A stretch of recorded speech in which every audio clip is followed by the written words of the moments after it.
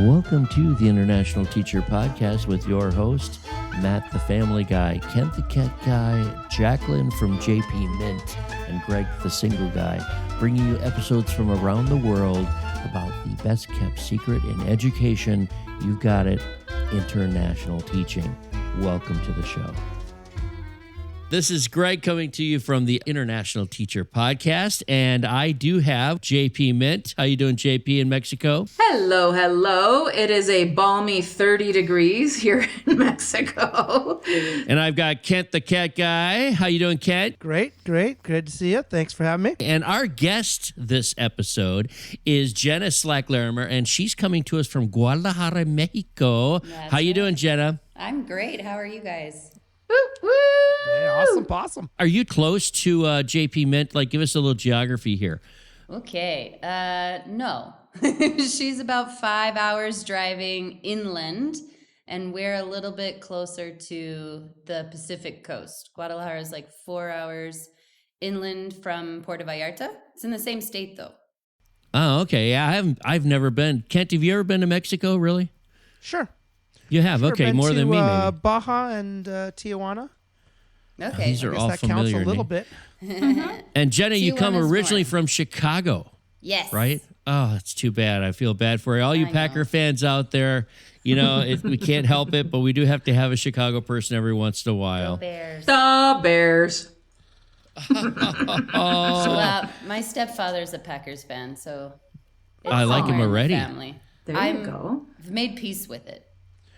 Jenna, what takes you from the Windy City, Chicago to Mexico? Oh man, it's a winding story a little bit. We love winding stories. That's all we do around here is we watch. Yes. Yeah, going through life is how it happened. Grew up in the suburbs of Chicago, started teaching in Detroit, didn't like being that far away from my family, came back, taught in Chicago 7 years, was never really planning on leaving or going international. But we have a lot of Spanish-speaking immigration in the city, and so it's just way easier to get and keep teaching jobs if you have a bilingual teaching license. And I'd had a special ed license, I had my ESL license, I knew how to speak Spanish in theory, but couldn't get the flow of it. So I decided one summer I was just gonna go spend the entire break in the closest Spanish-speaking country I could get myself to for the least amount of money. And I ended up in Guadalajara. I love that. Yeah. That is a roaring recommendation for Mexico. It's like closest and cheapest. That's how I got Closest here. and cheap. That describes Greg and I. Closest and cheapest. What year, Jenna, did you pack things up and end up in Mexico? Well, okay, so I came for the summer. That was the summer of 2018. Found this cute little Spanish language school for foreigners in a suburb of Guadalajara called Tlaquepaque. And it was great. I had a great time, loved my teacher at that school. We became really close friends.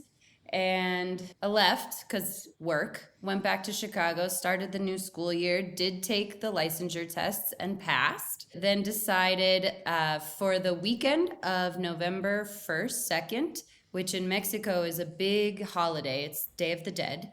And I'd studied it in all my Spanish language classes and culture classes, but never had actually been in Mexico for it. So I decided I was going to go back and spend the weekend and celebrate with my teacher, now friend.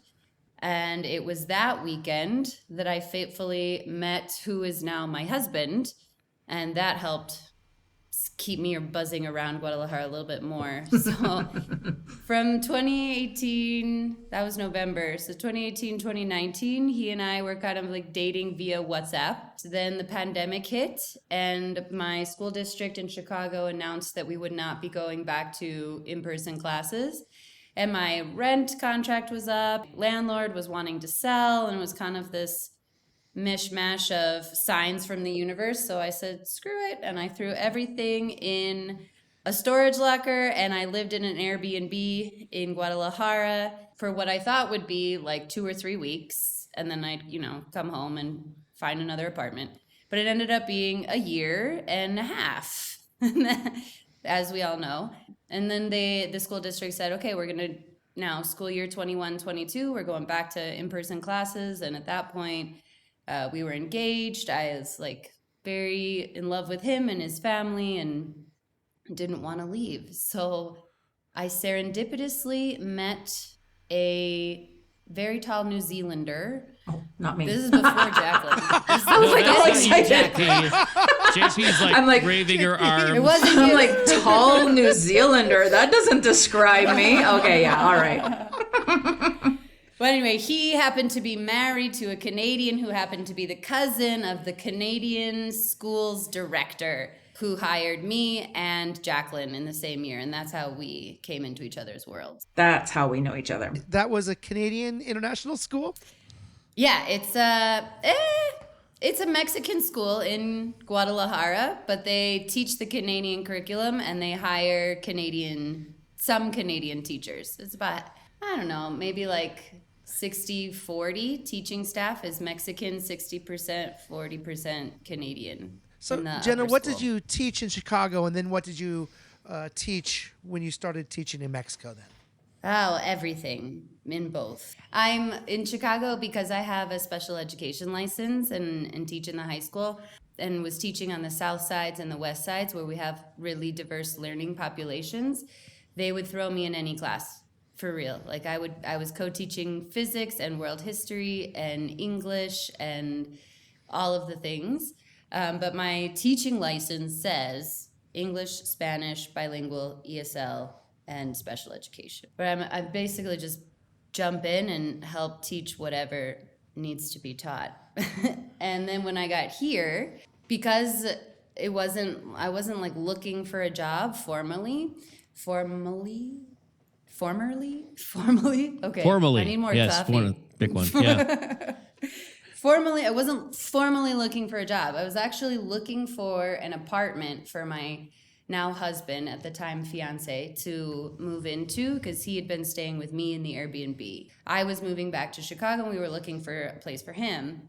And in Guadalajara, the rental ads online aren't super trustworthy. So we just gave up and started knocking on doors that had for rent signs out.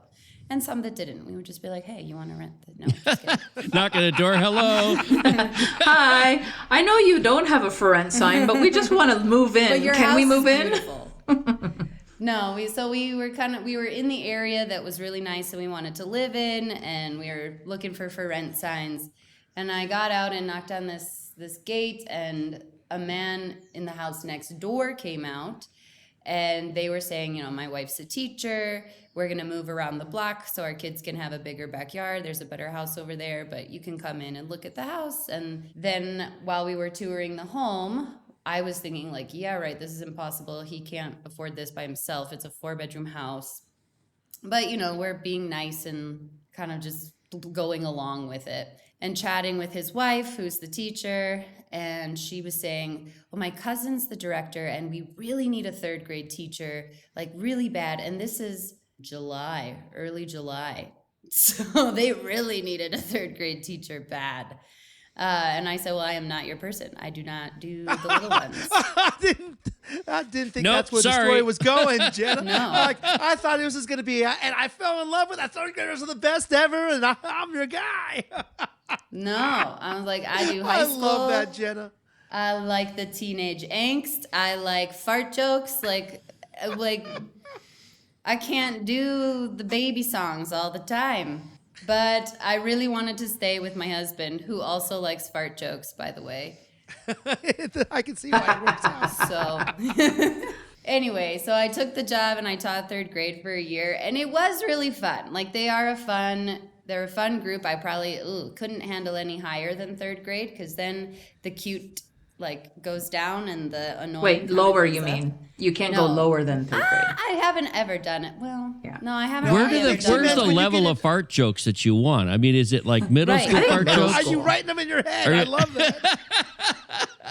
No, I think what you say is that the 4th and 5th and 6th and 7th, there's that zone in there that's less cute and more sort of attitude-y. That's what And I'm so saying. it dips Yeah. until it rises back again in high school. Exactly. Okay, I got you Oh, now. yeah, okay. The fart There's joke a- level's middle school. Okay. Yeah, there's like a filter that kicks in around the end of 9th grade where you don't have to deal with quite as much of the what the hell as the middle school area, but there's still a lot of funny and a lot of like, this is really entertaining. Teaching is not boring. It's hard, it's stressful, but it is not boring, that's for sure. So I want to interject here and say I checked out Jenna's classroom. So I was working at the other campus in the secondary school, so the middle and high school.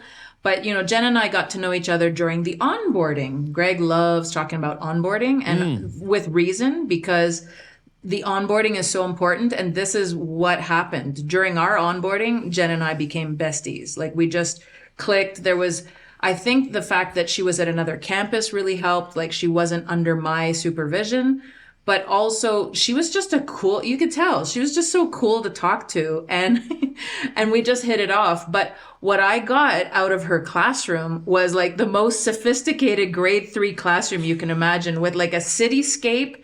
It was black construction paper with midnight blue behind it. Like, I mean, this was the most far from primary school classroom that you can imagine, like red, yellow, blue colors. No, this was like the coolest, most epic grade 3 classroom I've ever seen. And I just thought, good for you, you know, keeping yourself to like your personality, your roots. And it was, I think it was the Chicago landscape, wasn't it? It was, yeah. Cityscape. There's a funny story behind that. I took the job July.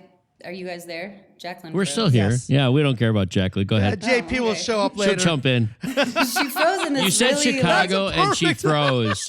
I'm going to take a picture of that. Every once in a while, JP just does this. Let's do that. Should we all do it? So- It's like one Yes. of those statues. Okay. Okay, I love it. So anyway, you have a Chicago background. You're going to tell us about the classroom setup. So I took the job at the end of July, and it's the beginning of August, and I'm meeting with the other third grade teachers, and they're all really into themes. And I'm kind of like, tell me what to teach. Like, where are the standards? Where's the course map? Like, where are we going? None of that. It's really like, I'm going to do all Harry about the Potter wallpaper. this year, and I'm going to do the jungle this year. And I was like, I don't know what my classroom theme is going to be. And I went home crying. My husband tells this story much better because I'm crying to him. I was like, I don't know how to make sloths out of construction paper. And he, bless his heart, he speaks English very, very well and understands me better every day. But when I'm sobbing about sloths made of construction paper, he didn't really have the vocabulary at that He's time. got the dictionary out, checking it out. Most men wouldn't understand that no matter what their home language is, right? Something about sloths and I'm told, slobbing. do not solve the problem. Do not solve the problem. Just listen. Just listen. And pet. I would have just put fart jokes all over the walls. I mean, seriously. It was tempting. So your husband came up with this idea and you went with it? He just said, like, just be you. He listened. Yes. Generic advice, and I took it seriously, and I'd made a Chicago theme. Good so for you. I spent way too much of my pre-school year PD get ready time, like constructing a 6-foot 3D looking figure of the Sears Tower on the wall. And I did the Prudential building, and I did The bean? the bean. Did you put the so bean you know in those there? like bean tables for yeah. little kids? I just covered that sucker in aluminum foil and Nice. plastic wrap.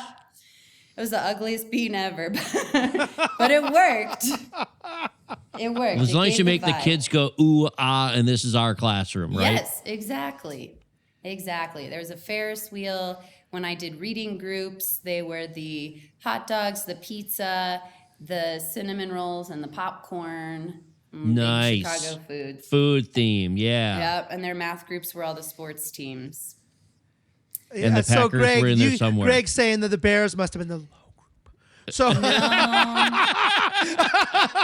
There are no lower groups in reading, Kent. I'm sorry. Officially. I apologize. I'm not, you know what? I don't even root for sports teams, but okay, I get this. So someone had to be the White Sox, though, right? Someone was the White Sox. Actually, the Bulls were the lowest. Well, I applaud you for taking that year in third grade because it's not easy to go into elementary after you had your wheelhouse is sort of the upper grade levels in secondary. It's not easy to do. I did the opposite of that at one point in my career. I went opposite up. I applaud you for that because what we do in elementary is not for everybody. So, yeah, and that's pretty much what I learned. I feel like I got a good taste for it. I was teaching next door to a really wicked talented woman who ended up becoming my friend, Chelsea. I think you know her, Jacqueline.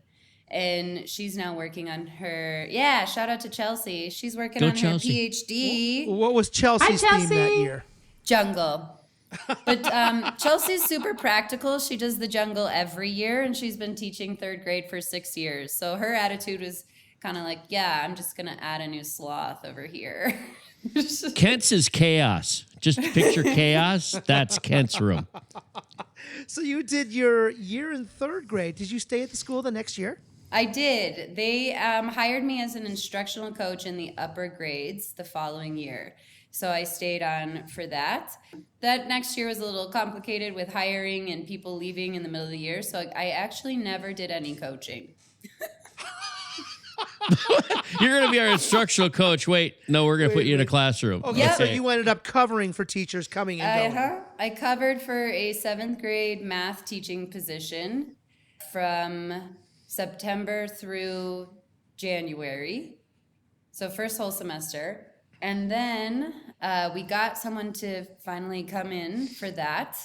And it happened that there were a handful of high schoolers. We have a very, very small high school population at that time. The school, actually this year, is their first graduating class of 12th graders.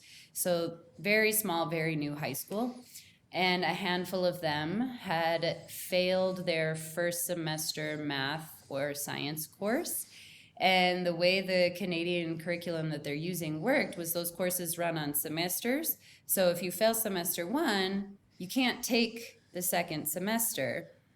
But they didn't have any teacher to do anything with those kids if they couldn't be in the next semester's math course because they only had But they one had Jenna, high the school instructional math teacher. coach, to do the math. Yes. And you can do anything at that age, girl, right? Yes. Okay. So then a second semester, I taught 9th, 10th, and 11th grade math to very small groups, but all in the same semester. How are the fart jokes in 9th, 10th, and 11th? So much better. Are they? Okay. Very I don't sophisticated. experience that. So, Jenna, this is a great point about international teaching. You're teaching, even though it's a small group, you're probably still there with the textbooks, learning each of the lessons for these students. It's almost the same as teaching a group of 5 or 10 or 15 or 20, right? You're probably Yes. got the book out the day before doing the lessons. Hopefully not the day before, but yes. I'm usually the day after. I won't lie, for it what it's worth. happened. Kent, in other parts of the world, teachers have to learn before the week Before starts. they teach the lesson. I'm usually a day behind.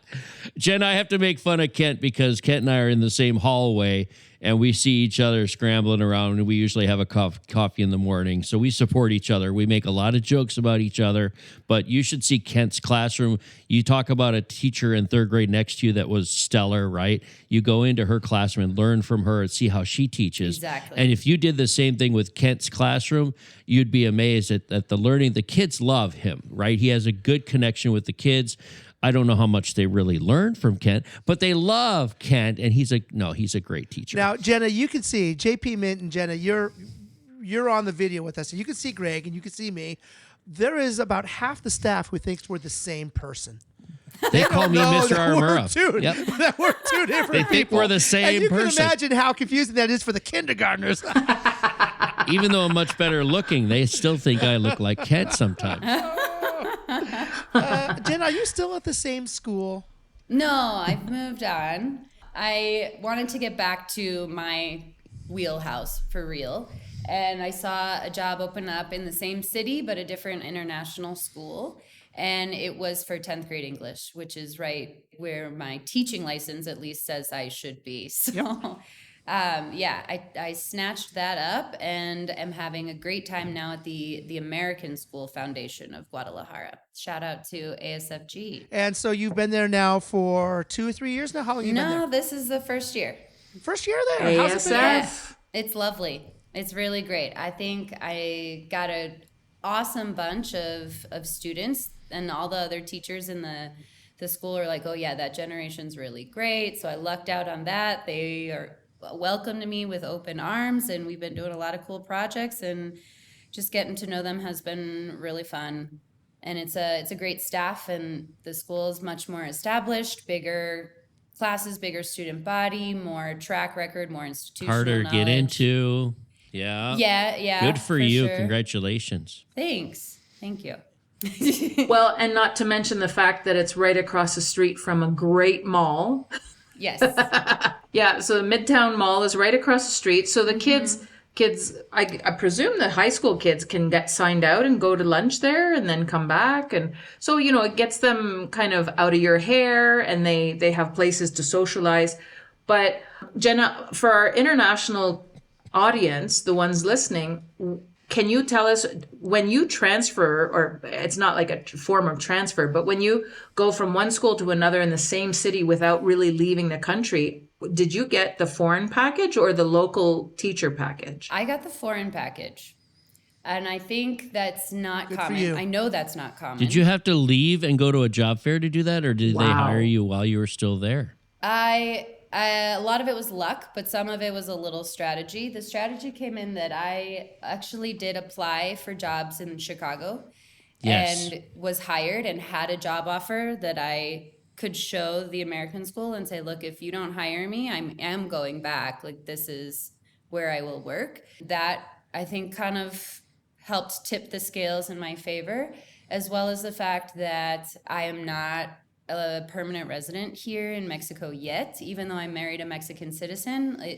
I'm in that period where, because through marriage, you have to wait 2 years before you can get permanent residency. So I would have still needed the school to sponsor my work visa, because you don't even get work permissions if you're just married. They just assume your husband will, pay all your bills, which would be nice, but that's not how it goes. So yeah, I literally had to have a work visa. I was an international hire. I would have not been there had they not, I wasn't going to stay in Mexico if they didn't hire me. That works great for you. There's no way you'd want to be on a local hire. In most countries, you want to be on the expat hire. I mean, just to enunciate a little bit more or elaborate a little bit more for our audience, the big difference between a local package and an international package is, flight not be a big deal. If you're going Mexico, Chicago, not a big deal. So flight isn't a big deal. Health insurance, Mexico is relatively cheap to pay for anything that kind of comes up. So, okay, that could be something that you could overlook. But housing, housing is a big consideration. Like, even though it is cheaper to live in Mexico, you don't really want to be paying out of pocket for your housing. So, and then the salary. If the salary is not the same for local and for foreign teachers, which is a rare school that will pay their local staff the same, then you're talking significant difference. So that's why that was such a win. It was such a win to get that foreign package despite being hired from within the country. A lot of countries, it's base salaries in the local currency rather than maybe in either US or British or Australian dollars or euros. It's part of the whole discussion that we're having, right?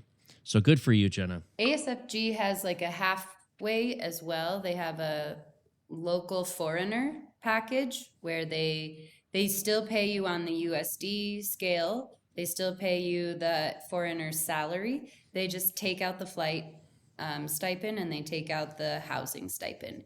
But that's huge. That's money that doesn't come anywhere else. Is the ASFG part of ASFM? Are they connected? They are. American School Foundation, Monterrey, and Guadalajara. They also have what city? And they have Mexico City. There's 3.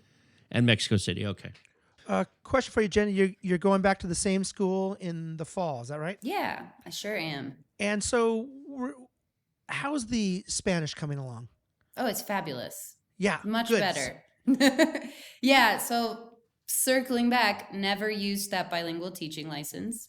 I took the tests after I spent the summer here, passed, came back, So you passed celebrated with my the teacher. Spanish test up in Chicago after just a summer down just there. so that I could move to Mexico and teach English. Now, what's life like for you? You're a Chicago transplant living in Mexico. Do you find yourself, your husband is Mexican. Do you find yourself surrounded by, are you part of the expat community primarily? Are you part of the local community? How's life like outside of work? We float between both, actually. And we sometimes laugh about it when we have gatherings or get-togethers with friends. We decide, like, is this going to be an expat party or a Mexa party?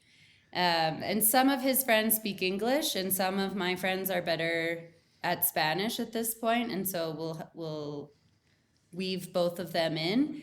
But it's really both and here. I spend a lot of time with coworkers outside of school, and not so much expats that aren't teachers. I haven't really gotten into that world here in Guadalajara, except for Jacqueline now. But she then moved off to Querétaro, so... Woohoo! Yes. Well, I was gonna say about Jenna's Spanish. So, I mean, she's my role model in this. She's got a couple years on me in Mexican residency, and then also the fact that it really does help when you are dating locally or living with someone locally and speaking Spanish every day. It really does wonders for your language. But Jenna is my role model because I've had Mexican friends hear her, like her voice messages or whatever, and say, is she Mexican? And I'm like, no, she's from Chicago. And they're like, wow. And then they look at me and they go, why isn't your Spanish that good? Say a few words about... Yeah. All right, let's take a moment for a little commercial about how to get in touch with us. You can, of course, find all four of us at the itpexpat.com. That's www.itpexpat.com. Or you could also find us at email at internationalteacherpodcast@gmail.com.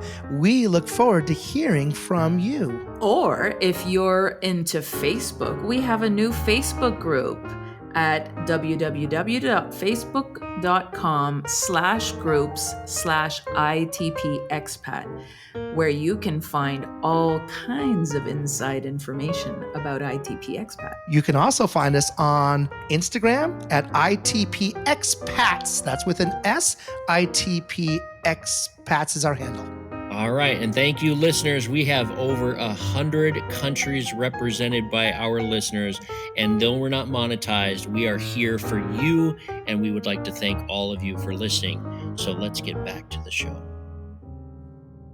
What is life like in Guadalajara? What is like when people ask, what is it about Guadalajara, Mexico that just keeps you coming back and that you love? What are some of the things there? Well, first, my husband. No, that's a given. That's a great answer. Okay, so after that, shout out to my husband. Guadalajara kind of has everything. It's a big city. It's not the biggest, which I think is why my Chicago persona feels right at home here, where we have very second city vibes, right? Yep. We're not New York. We're not LA. We're our own thing, but we're cool and we're classy. And Guadalajara has the same thing going on. I think they're not Mexico City. They're not Monterrey. They have a lot of culture. This is where mariachi music was born. This is where tequila lives and breathes. Speedy Gonzalez is from there, too. This is what JP Mint tells us. It's true. I absolutely love that. Okay. They have theater, they have dances, they have shows, they have malls, they have parks, they have sculpture and art, all of those, big city things that you want. But also you can, hop in a car and drive an hour out and you're in the forest with mountains and waterfalls and there's hiking, and you go another 3 hours and you're on the ocean. And camping and Puerto Vallarta, if you want to go big, all-inclusive resort, there's that. You want to sleep in a hammock with a dog sniffing your toes in the morning? Yes, there's please. that. I like the hammock idea. And I'm glad he's only sniffing your toes. I was like, where are we going with this?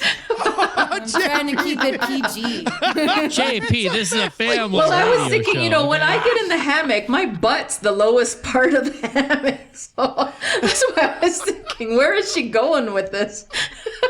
For most people, it is. You're Oh my right. gosh. I have really Well, the big dog's toes. just getting to know you. So when you look ahead, you think you got a job that you like, a husband that you love, a state in Mexico that you love. So you could just keep on trucking. Is that how you see it?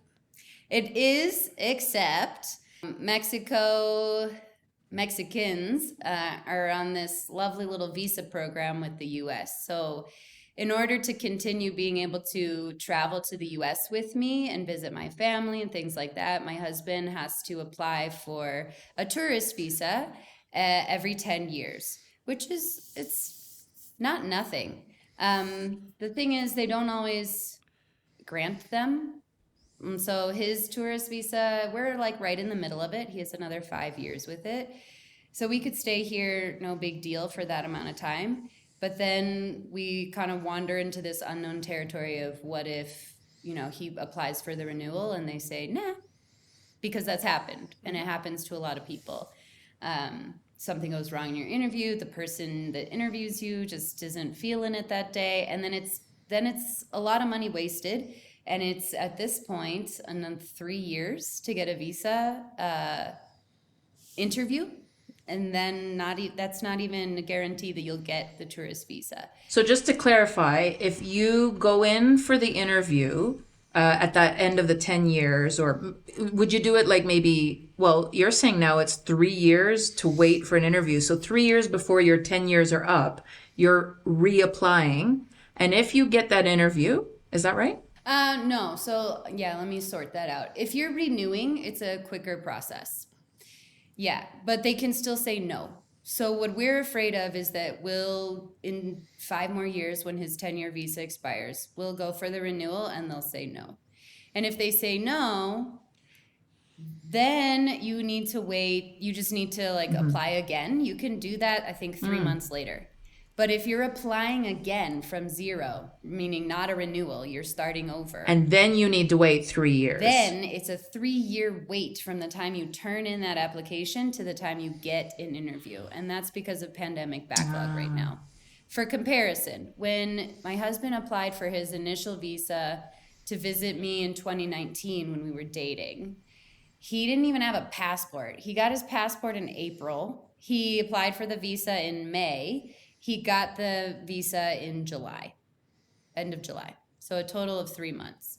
Now, after pandemic, we just put in the paperwork for his mom's tourist visa so that she could visit the US with us. And we put that paperwork in last June 2023. Her interview isn't until October of 2025 Oh my So gosh. they've gone from 3 months to 3 years. That's crazy. So is there any reverse on that? I mean, are there some things that are difficult for Americans to do in Mexico? It doesn't have to be visa or travel. I mean, it could be something else. Are there some other things that you find difficult that you're married, he's married to a gringa, and you have things that you have to go through as a process? Yeah, banks are hard. But that's not necessarily just because I'm a gringa. Banks in Mexico are complicated for reasons beyond divine knowledge. Yeah, especially since I have a hyphenated last name that throws a wedge in everything. But no, banking is difficult because the Mexican system kind of runs on everybody's identification card, which for Mexicans is their voting ID, whereas it functions kind of like a driver's license or a state ID would in the US, but it's called an INE, and it's their voting ID, and it's linked to their fingerprints. And the temporary residency cards don't link to fingerprints, and so any kind of official moment, banks, for example, when you need to give them an official Mexican ID, the scanners and stuff are checking the validity of that ID via the fingerprint information. And because my Mexican ID doesn't have that, they also require a passport, and they also require sometimes like proof of address, and you have to go to your initial branch like where you initially took out the account in order to change anything in your bank account. Because that just like. And do they you're still stamp on the hell foreigner out of status. everything like documents? Are they still a paper economy where they stamp everything like 50 times? I don't know about for the stamps, official but stuff? they're definitely still paper, Yeah. snail slow processes in a lot of ways. And that's the joy of living overseas. We have to deal with these things, even if you're just Joy. south of the border overseas, right? Because you're officially overseas. To give you a Over banking story, so at the time that Jen and I were hired at that school, there was, I don't know how many of us, like 12, 13 of us or something. There was a big cohort, and 12 or 13 people can't go to one branch and open a bank account. Like in the time that the bank is open that day, it wouldn't have been feasible. Not enough hours. So in they the day. decided to divide and conquer. They took 3 vans, they divided us into 3 vans, and we went off in 3 different directions, 3 different branches. So I happened to get the branch that was like the furthest away from my house. But because I think I only had 2 other people in my van, and, being an admin, they said, oh, we'll get you delivered first, so that you can get back to school. So that was great. I get in, I, whip. It was the manager that was opening my account. I think something happened there where it was like VIP something or other, because I had no problems whatsoever, ever with my account. And I've since heard from other teachers, they were like, that's not working and this can't happen. But here's the thing. Anytime I wanted to do anything, I had to go to that remote branch, because the one right across the street from my house was not the one that I got delivered to. So eventually I said, how can I switch to the closer branch? They said, oh yeah, that's like really complicated, and I don't think we can really do that. And so I just never did. They just didn't want to. Yeah, a lot of it depends on who you get and how they're feeling that day. Jenna, I want to circle back around real fast. You said that your future plans are predicated on the visa, which is now 5 years. How does this affect your future thoughts? So we're thinking to avoid having to kind of worry and pray that his visa gets renewed every decade. We're just going to bite the bullet and go live in the States for the 18 months that it takes for him to naturalize from a permanent resident to a U.S. citizen. And then once he's a dual citizen of Mexico and the U.S., then we'll go from there and see where we land. I don't know, maybe I'll get him to come with me actually over an ocean somewhere, or maybe we'll end up back in Mexico City or here with his family. We'll feel that out when we feel that out, but I think it'll make every movement decision for the rest of our marriage much more easy if we both have both citizenships. So you're open, both of you are open to a third country, not the U.S., not Mexico? Is that what I'm hearing? I am. Okay. That's what's important on this episode. We'll have your husband on another episode. What you're saying is we're going to need to get Daniel to listen to the ITP podcast so that he can start getting that travel bug to wanting to live overseas. Just this morning, he was reading something. There's like this portal, and this came up as a post on Instagram, I think. There's this portal between New York and Dublin. It's like a screen where you can see people in Dublin and then they can see into Times Square. It's kind of cool, like an art installation, I'm guessing.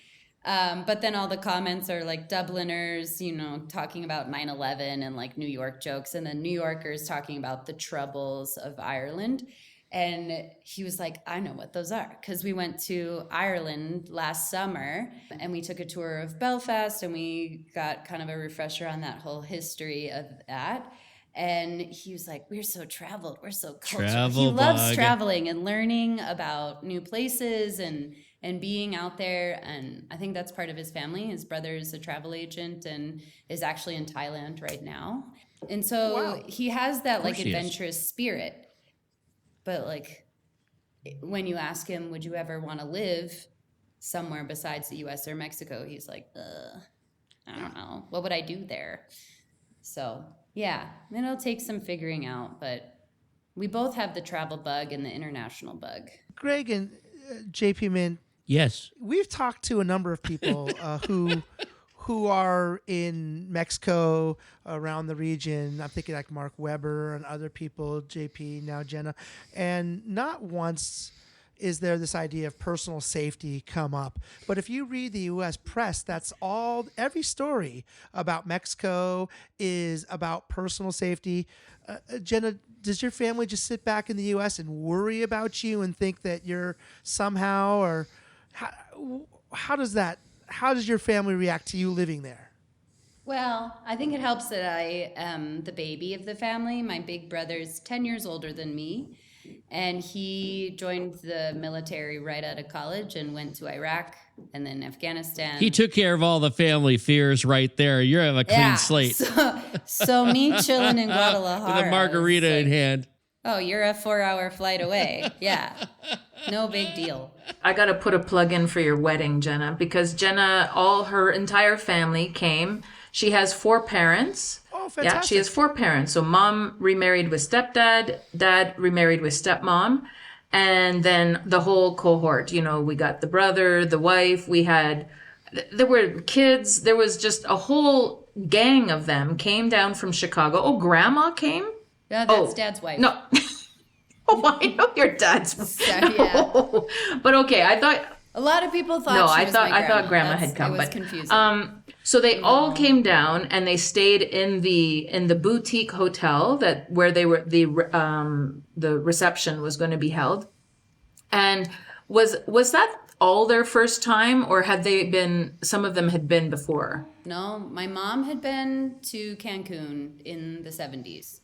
But that was it. Yeah. None of them had been to Mexico besides her, and that was her first time in a long time. And that was what we call not real Mexico. So they all got to see what she lives, what Jenna and what I live in Guadalajara. I mean, safety is relative. You're not going to walk around as a blonde or a redhead, at night in an unsafe neighborhood. That would just be silly. But you wouldn't do that in New York. You wouldn't do that in Chicago. So, I mean, the safety issue is just the relative to common sense. But what they got to experience in Jenna's wedding was amazing, because Jenna and Daniel got married in one of the cathedrals in Centro Histórico. So in the historical center, beautiful Templo Expiatorio, I think it's called. Mm-hmm. Expiatorio. And so this beautiful cathedral, so picturesque from the outside and from the inside, with a mixed batch of guests, wedding guests from the Canadian school, so expats, and then Mexicans, both from her side and then from his side. But then when we went to this boutique hotel, so coming up to her wedding, I said, Jenna, are you going to have a mariachi band? And she's like, of course. And I said, did you know there's like a full female mariachi band? And I didn't know what the name was, but I sent her the group on Facebook. And from that point on, I was calling it Feminachi, the Feminachi group. And lo and behold, I get there at the boutique hotel and I'm like, oh, my fingers crossed. Is it? We go up to the rooftop terrace and boom, it's the full feminine mariachi band with the sombreros, but with their beautiful hair all tied back and voices. And that wedding was hands down in my 51 years, the best wedding I've ever been to. And it was simply because it was that culture melding of the Chicago family, the Mexicans, it was fabulous. I have 2 comments. All right. Number 1, I will have mariachi or feminachi or the mixture of whatever Ibonachis. Maybe the Fibonacci, I don't know. I'm gonna have mariachis Don't laugh at at my his wedding. jokes, Jenna. No. It'll only encourage you. Yeah, don't laugh at my jokes. But I am gonna. Jokes aside, I would love to have mariachi if ever I get married at like 90. That would be awesome. The other thought that comes to mind, though, is that both Jenna, you and JP both live in a country that is very foreign to our country in many ways, but you're very close. And I sort of feel like, wow, I've never experienced that, because I mean, I'm 15-hour flight from Miami. It's so weird to be so far away. And even being in Venezuela, I felt like I was 2 days of flight away because the way that, that works down there. But that was just a thought that came to mind is some people live overseas really far away and have the international experience, and other people like the two of you are living in Mexico, which is just shares a border with our country. So those are some thoughts that came to mind. I have one question for you from our ITP. Maybe we prepared you for this ahead of time. What are 3 things that you have to take with you when you move to a new situation? It might be a new school, it might be a new city, it might be a new country. Okay, that was not on the PDF, but that's a good question. It wasn't? I didn't prepare you with that? Oh, Future- we like to future zing. guests. That's our zinger. That's our wait till we bring in some long lost family members. We'll have more questions then too. Exactly. Oof. Okay, 3 things you have to take with you. Your Google Drive. Hello. Like, it's a treasure trove of everything. I'm not using stuff that I started teaching years ago, but I look back at it and I tweak it and it's developed and I have folders for this and folders for that. Like, there's no shame in hoarding on a Google Drive, right? It's 10 cents a month to keep everything and from everyone, and teachers share shamelessly. So I would say I would be lost if I ever lost access to my Google Drive cloud. That's kind of also a metaphor for bringing everything, your past experiences with you. You're not going to be able to manifest in the same, all those things. And I'm talking not just lesson plans, but your whole teacher persona will mold to the culture of the school and the culture of the country and the population of students that you're teaching. But you still are you, and you still have your classroom values, and you bring that wherever you go. So I would say, don't forget that. Like, bring your Google Drive and bring your everything that like made you get into teaching in the first place. So that's 1. 2, comfortable shoes, and 3, your passport. Never forget that. Don't lose it. Don't wash it. It sounds like perhaps you've done that before. I washed my passport. Yes, it still works. It's just. Do you know? Can I share a quick story about that? Okay, sure. I will. Funny you should ask. I was in Cambodia, and I was finishing up my 2 years in Cambodia, and I had a passport that probably had like 6 more years on it. My maid washed my passport. The only thing that washed off was the most recent entry date stamp, the year. I was leaving the country, and they wouldn't let me leave because that one thing had washed off. I had a new passport, but I had to barter for like an hour to get on my flight to get out of the country because that last little date, even though I showed them, here's the process. I'm in, I'm out, I'm in, I'm out, all those dates on there. Thank you for listening to that story. Greg, that just goes to show, what kind of a rule breaker I am. Stuff like that has happened with me, and I just go ahead and put a number. You just use a pen and you fill it out. You use a pen on an official document for the government. To the ITP crowd, I would like... Do not listen to JP. We've spoken to the ITP lawyer, and we want to remind our audience, never alter your password. I even took out some visas. I needed extra pages. What? I needed extra pages. I'm like, this thing is stapled. I can just unstaple it, take it out. I updated the picture. Change the birth date. My passport was a collage. It was a collage, a hodgepodge. You made your own. You made your own passport. Arts and crafts. You plucked my eyebrows. I photocopied my old passport. Oh my God. Printed it on Canva. The printing companies are amazing these days down in Mexico. Oh, JP, man. Ask her the second question. Yeah, then, so their second question is, do you have a police story or a custom story that you can share with our audience? That one was on the PDF, and I really thought about it, and I was like, I really don't. It's nothing ever horrible, thankfully, has ever happened at a border or sniff like dogs or anything like that. So that's more dog sniffing. What dog sniffing next time? We have a title for this episode. Dogs. So, Jenna, Sniffing here's your an toes. example. I'll do a real quick one here to fill in for yours. I'll step in and say, here was one Greg, are in you the Venezuela. guest? All of a sudden, I feel like I am. Greg. All right, so thanks for coming, Jenna. Greg is going to finish this off for us. I'm going to be the guest. Kent, this is a great story. I'm on the beach in Venezuela, and I was a little bit tipsy. In fact, I was passed out on the beach with about 2,000 Venezuelans, a gringo, and a guy from China. I passed out on the beach, and my friends kept coming over to see whether or not I was okay. And one of my friends comes by about halfway through the party night, and there's a policeman standing over me on the beach, kicking me in the side, like wondering, he's like, hey, gringo, estoy vivando, eh?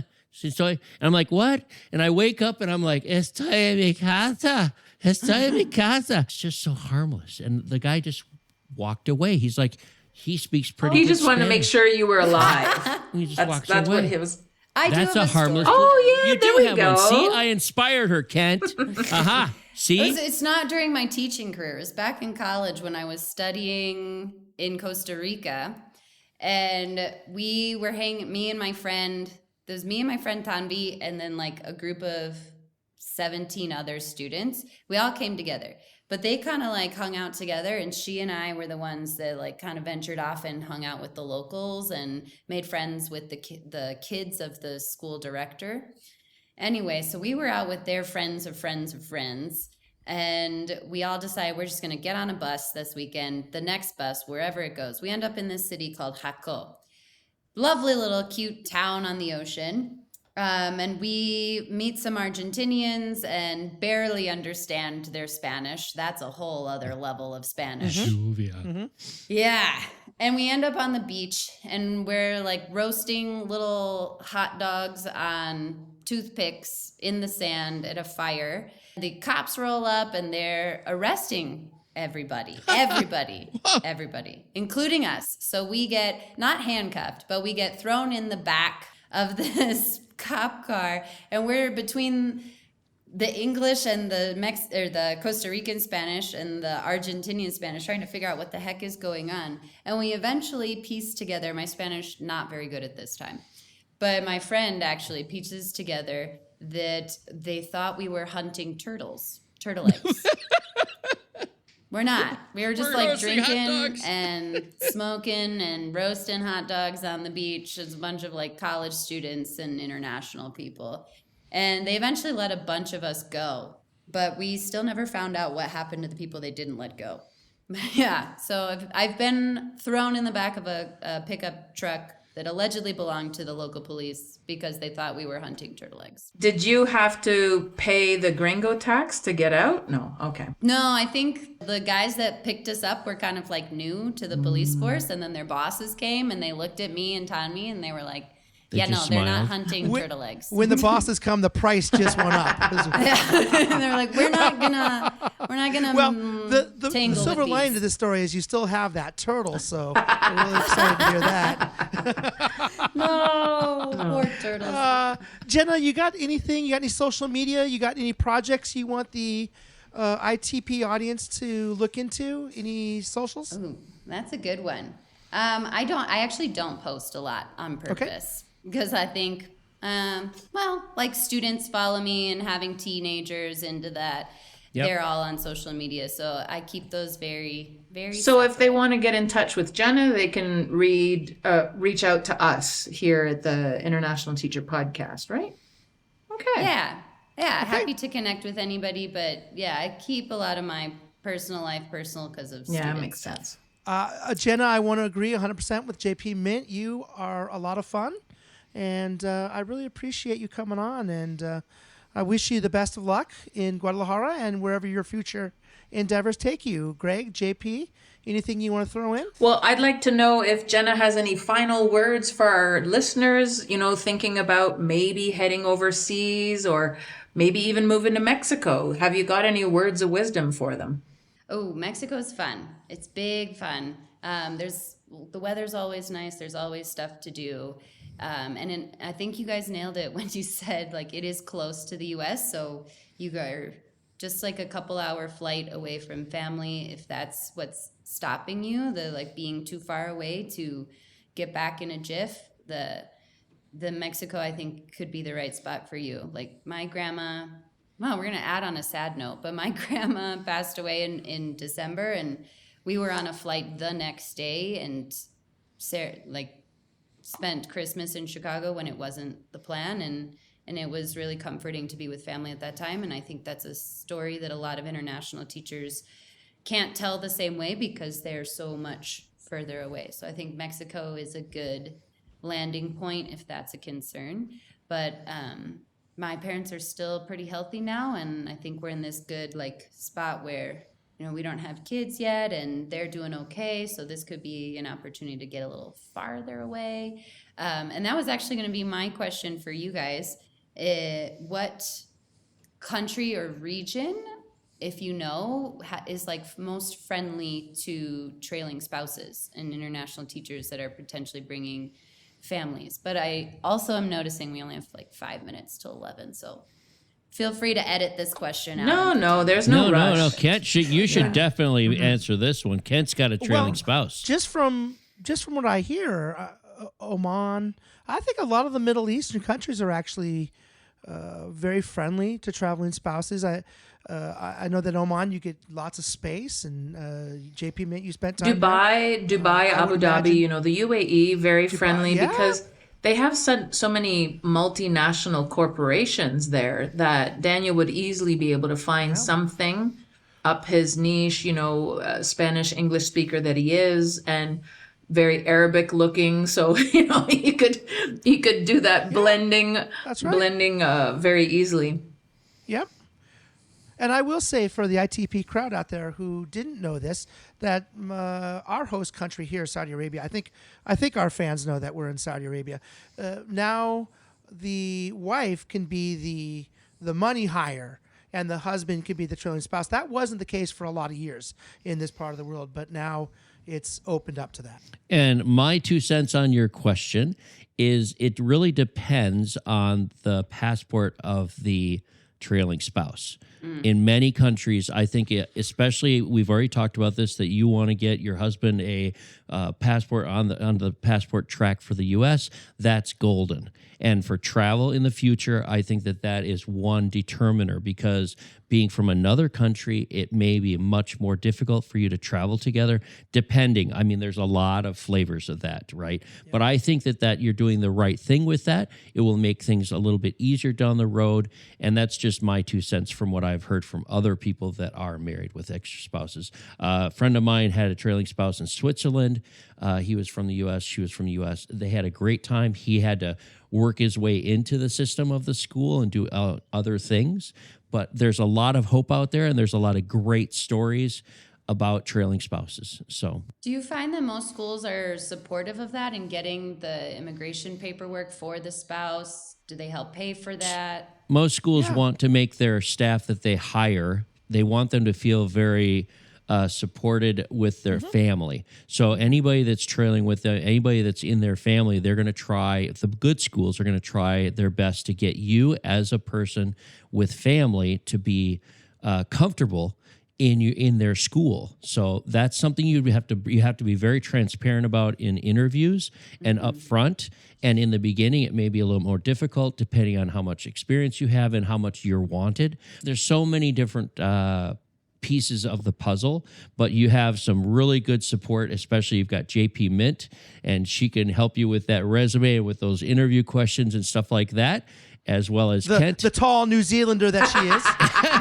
The tall New Zealander. I really like that idea. I'm that tall New Zealander. I was going to make that joke. Kent, you took my joke. Well, we've done it once again. I would like to thank our very special guest, Jenna Slack-Larimer. You can find her in Guadalajara, Mexico. Yes. I'd like to thank JP Mint. You can find her at jpmintconsulting.com.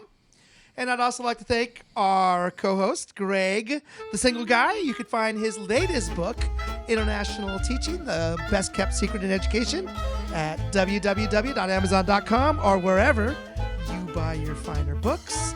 And I'm Kent the Cat Guy, and you can find me, as always, in room 402, napping away.